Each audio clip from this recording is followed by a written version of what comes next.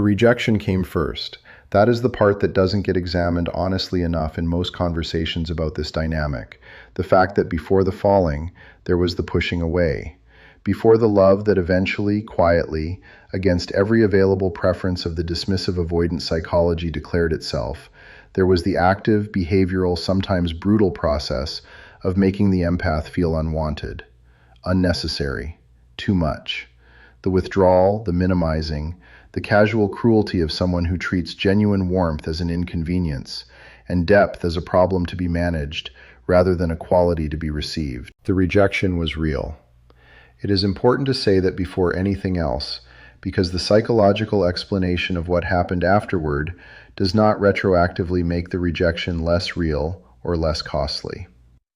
The empath who experienced it, who brought genuine, clear-eyed, fully offered care to someone who met it with distance and dismissal, was genuinely affected by it. The impact was real. The doubt it seeded about her own worth, the self-questioning it produced, the specific and wearing cost of having something genuine treated as if it were excessive, all of that was real, and none of the psychology that follows changes what the rejection actually did. What the psychology explains is not whether the rejection happened, but why the falling follows it. Why the dismissive avoidant, who is so organized around not needing and not feeling, and not allowing the empath's presence to mean what it meant, why they eventually, often after the empath has genuinely moved on, find themselves in the specific and disorienting experience of a love they did not choose, did not plan for, and cannot fully explain through the frameworks their self-understanding normally relies on. The dismissive avoidant is a specific and important distinction from other avoidant subtypes.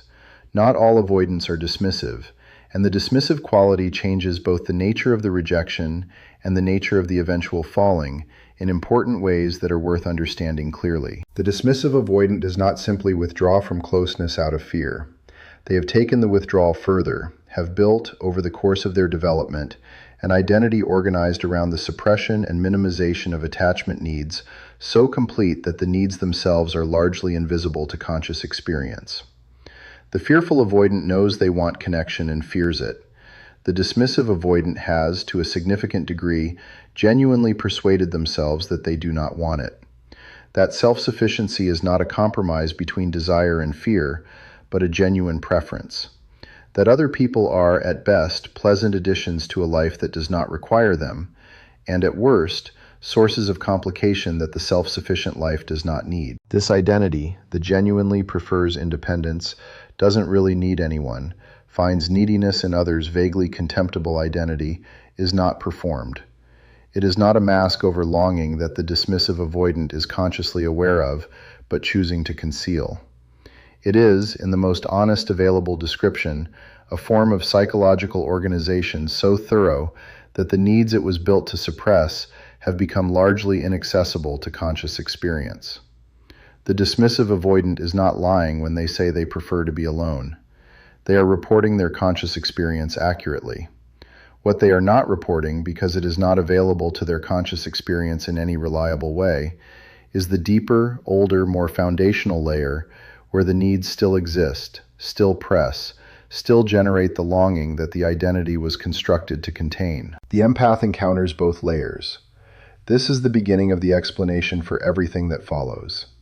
The empath encounters the conscious, self-sufficient, doesn't really need anyone layer that the dismissive avoidant presents, and most people accept at face value, and she also, without choosing to and without being able to help it, perceives the deeper layer, the one that is not presented, the one that the dismissive avoidant is not offering, and is in fact actively defended against offering, the longing beneath the self-sufficiency, the need beneath the dismissal, the genuine, human, never entirely suppressible hunger for connection that the dismissive identity was built to contain. Her perception of this deeper layer is not wishful thinking.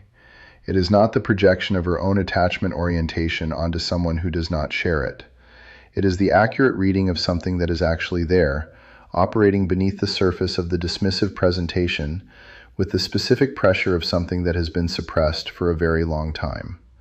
The empath reads pressure.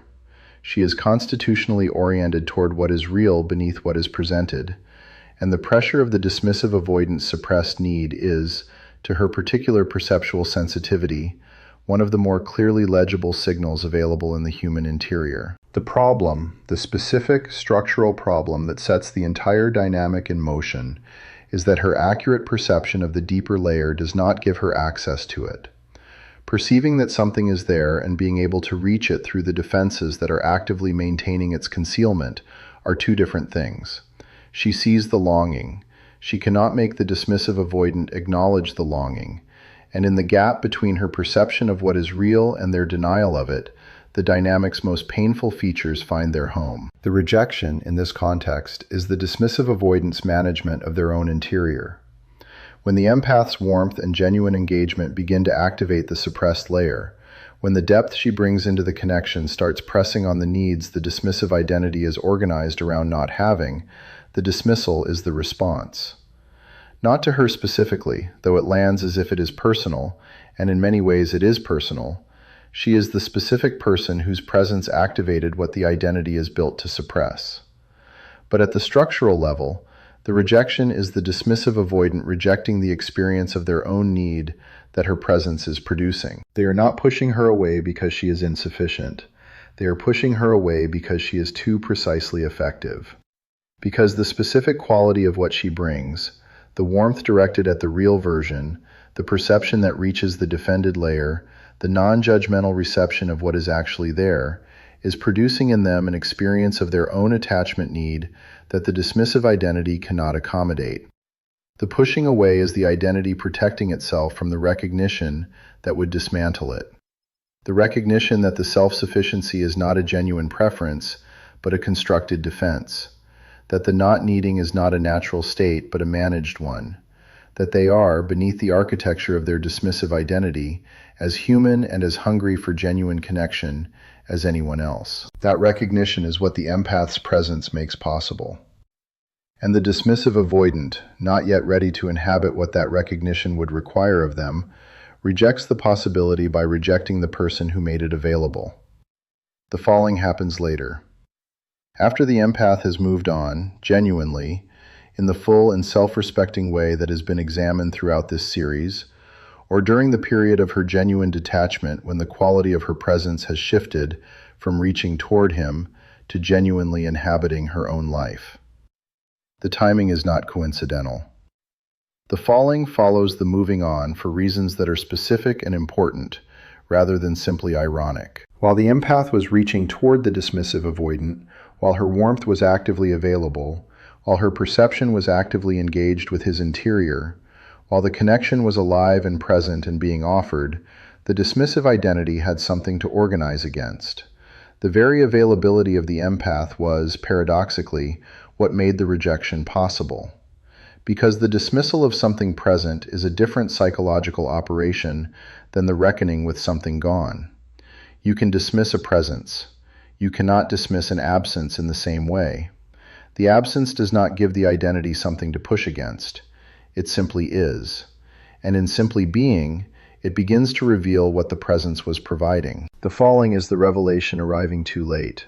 It is the dismissive avoidant encountering, in the space that the empath's genuine departure has created, the full dimensions of what her presence was doing in their interior. Not the threatening parts, not the parts that activated the need recognition that the identity is built to suppress. The other parts. The parts that were quietly, without acknowledgement, making the interior more livable. The ambient warmth, the specific quality of being perceived accurately that she provided. The experience of being in proximity to someone whose engagement was with the actual person rather than the presented one. Those things are gone, and their absence is felt with a specificity and a persistence that the dismissive identity's management strategies were not designed to handle. Because the strategies were built to manage the threat of closeness, they were not built to manage the grief of genuine loss. And grief in the dismissive avoidant who has lost a super empath is not the manageable, gradually fading variety of ordinary loss.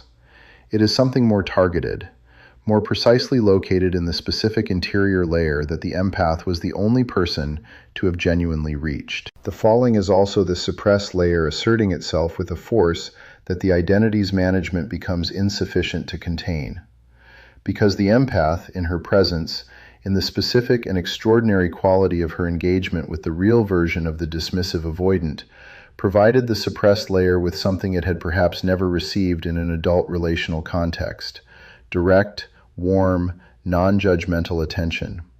She saw the longing and did not find it contemptible. She perceived the need and did not find it excessive. She engaged with the defended interior and did not withdraw from what she found there. And the suppressed layer, receiving this attention, responded to it, began to come slightly more alive, not in ways visible to the conscious, dismissive, doesn't really need anyone layer of the personality, but in the subtler ways of something that is being fed for the first time in a long time. Began to organize itself slightly more around the presence of someone who was engaging with it than it had been organized before. Began to develop an orientation, below the level of conscious acknowledgement, toward the person whose perception was making it feel slightly less entirely sealed off from the rest of human experience. That orientation did not become conscious while the empath was reaching. The dismissive identity was too active, too organized, too thoroughly in the business of suppressing exactly this kind of development for the orientation to surface in any form that could be named or acknowledged. But it was there, building. And when the empath genuinely departed, when the attention that was feeding the suppressed layer was withdrawn, the orientation revealed itself by the force of its frustrated reaching, by the specific, sourceless, impossible to attribute elsewhere quality of its absence being felt. That felt absence is the falling. Not a new development, but the surfacing of what was already present, made visible by the loss of what it was quietly oriented toward. This explanation does not generate a particular practical instruction for the empath who has experienced the dismissive avoidance rejection and subsequent falling. It does not say, wait for the falling, it will come. It does not say, the falling means return is warranted. It does not say, understanding why they fall in love with you after rejecting you changes what you should do with that information. What it says, honestly and without the distortion of either reassurance or warning, is this: the falling is real. It is not manufactured by longing or projected by wishful thinking.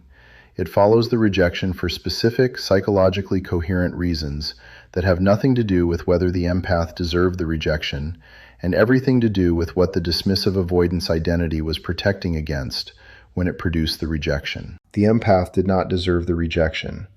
That is a separate truth that the explanation of the falling does not change. She brought something genuine and was met with dismissal. The dismissal was the identity managing itself, not an accurate assessment of her worth. And the falling, the subsequent, often delayed, frequently inconvenient recognition of what she was and what the identity was protecting against when it pushed her away, is not a correction of the rejection so much as the psychological system eventually encountering the full cost of what the rejection produced. What she does with the falling, if it presents itself, returns to everything that has been established throughout this examination. It returns to the evidence, to the honest, non-hope-distorted reading of what is actually present and what is actually being offered. The falling is real. The question of whether what comes with the falling, the awareness, the reckoning, the disruption of the dismissive identity's most fundamental premises, whether what comes with it is sufficient for something workable, is the question that only demonstrated, sustained, behaviorally expressed change can answer. The dismissive avoidant who falls in love with the empath they once rejected is encountering, perhaps for the first time, the full cost of the dismissive identity's operation. The cost in real, specific, irreplaceable terms of what the identity protected against and what the protection produced. That encounter is significant. It is the closest the dismissive avoidant typically comes to genuine reckoning with the foundational premises of their psychological organization. But the reckoning, however real, is still only the beginning. The distance between falling and being capable of showing up, consistently, honestly, in the behavioral world where the empath's actual life happens, is the distance that genuine, sustained, deliberately undertaken interior work has to cross. The empath has done her work. The question is whether he will do his. And the answer to that question is not in the falling. It is in what comes after it. In the ordinary, unremarkable, shows up when it is difficult evidence of someone who has encountered the cost of their own pattern and chosen, finally and against everything their conditioning has always recommended, to do something genuinely different with it. That evidence, when it is present, is unmistakable. And the empath, with everything she has built, everything she has learned, everything her extraordinary perceptual capacity can read in the behavioral register of what is actually being offered, will know it when she sees it. She always knew. That was never the problem. The problem was only ever whether what she was seeing was sufficient. She knows now what sufficient looks like. She will not accept less. And that clarity, earned, embodied, impossible to talk her out of, is the most important thing the entire arc of this experience produced. Not the falling, her knowing. That was always the point. Her knowing is the foundation. Everything else, the falling, the reckoning, the disruption of the dismissive identity's premises, the psychological explanation of why rejection precedes love in this specific dynamic, all of it is context. Important context. Genuinely illuminating context that serves the purpose of accurate understanding rather than the distortion of hope or pain. But context nonetheless. The foundation is her knowing, what she has built in herself, what she can read, what she will and will not accept. That is what the experience produced that is actually, functionally, daily livably hers. The knowing includes knowing what the falling looks like when it is genuine. And genuine matters here because the dismissive avoidance falling is not always clearly distinguishable in its early presentation from the temporary disruption that produces reaching without readiness. The distinction is important and worth examining with care because the empath whose perceptual capacity accurately reads the depth of the falling can, if she is not also reading the behavioral evidence with equal honesty, mistake the depth of the feeling for the presence of the readiness. The feeling is real.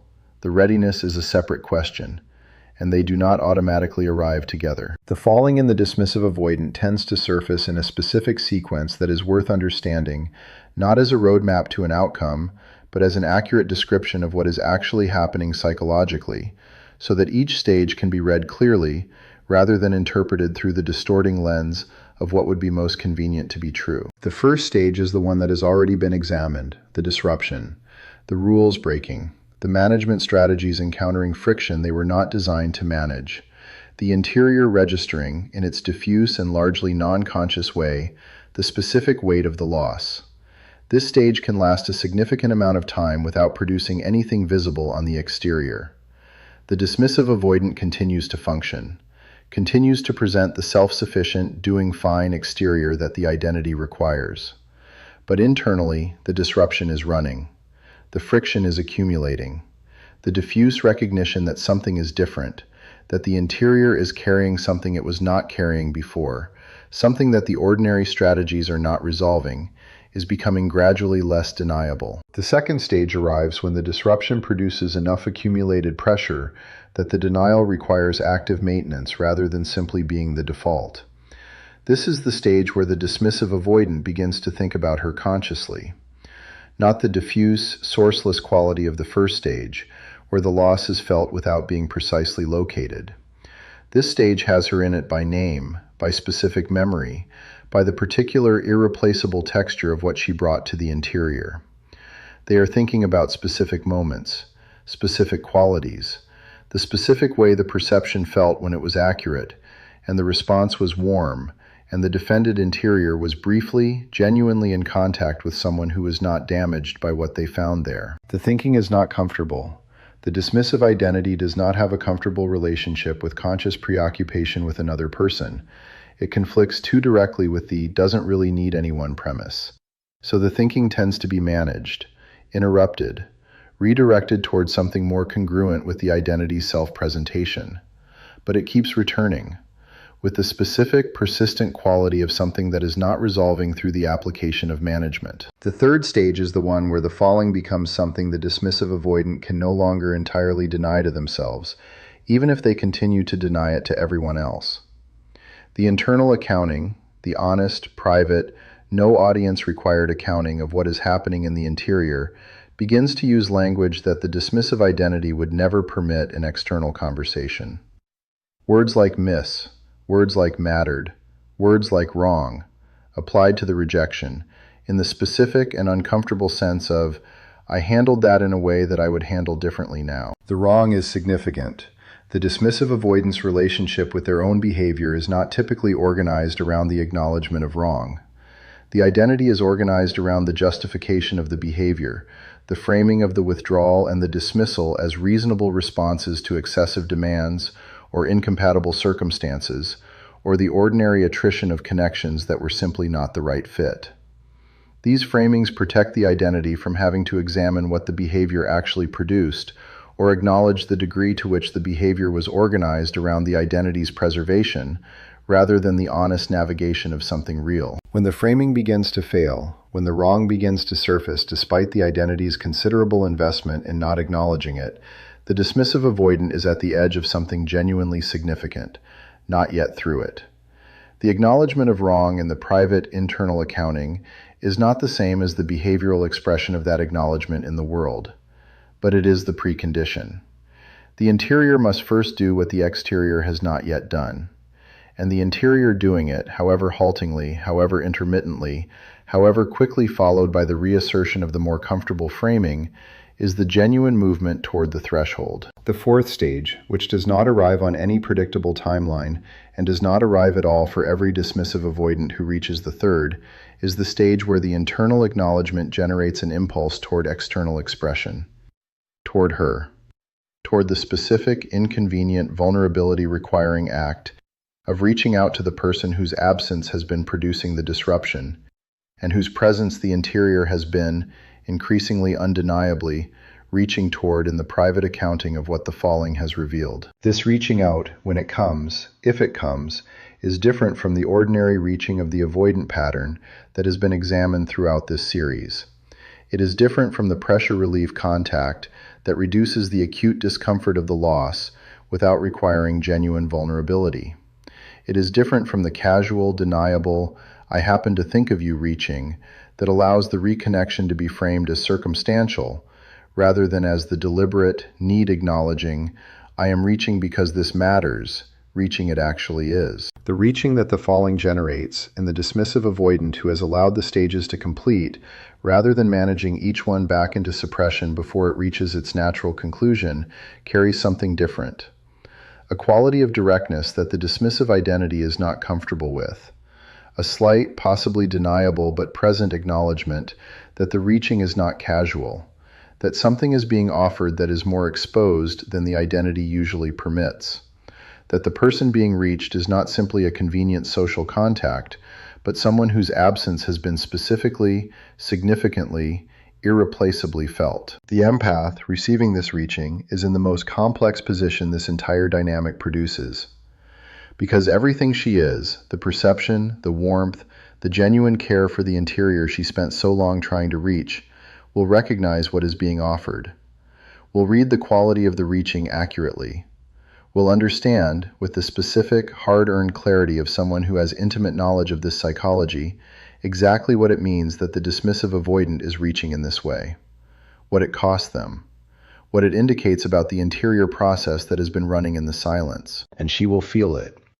The feeling is not a failure of healing. It is not evidence that the detachment was not genuine, or that the self she reclaimed is insufficiently hers.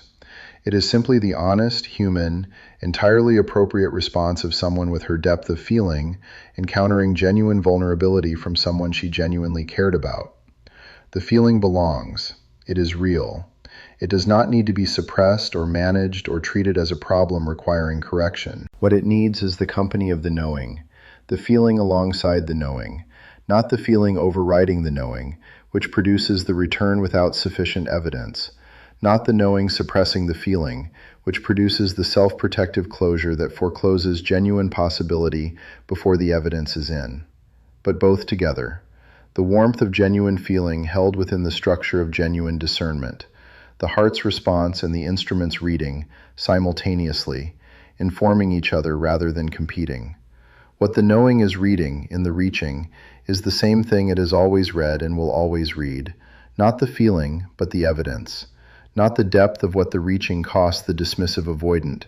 That depth is real and is worth honoring, but what the reaching is accompanied by, what it leads to, what it demonstrates about the interior process beyond the impulse to reconnect. The reaching that accompanies genuine change, the reaching that is not the pressure relief contact of the disruption-seeking resolution, but the genuine, vulnerable, something has shifted reaching of someone who has moved through the stages towards something real, carries specific qualities that are distinguishable from the reaching that simply wants the warmth back. It carries some form of acknowledgement. Not necessarily the complete, comprehensive, everything named and owned acknowledgement that would require more psychological development than the initial reaching can typically hold, but something, some honest engagement with the fact of what happened, some indication that the interior work has been not just disrupted, but genuinely initiated. Some evidence that the reaching is organized around honesty, rather than around the restoration of comfort. The acknowledgement does not have to be perfect. It does not have to be fluent or fully articulate or delivered with the specific emotional vocabulary that the empath would naturally bring to the same conversation. The dismissive avoidant reaching toward genuine vulnerability for possibly the first time in their adult relational life will not do it with the ease of someone for whom vulnerability has been practiced and normalized. It will be halting, possibly awkward, possibly followed almost immediately by the reassertion of the familiar distance as the identity recovers its footing. The imperfection is not disqualifying. What is disqualifying is the consistent absence of it. The reaching that carries no acknowledgement, no honest engagement with what happened, no indication of interior work beyond the impulse to reconnect.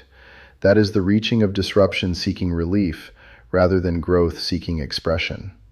And the distinction, read honestly with the instrument that everything in the empath's experience has been calibrating, is available.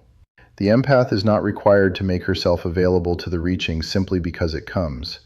Not even the genuine reaching. Not even the reaching that carries acknowledgement and indicates real interior movement.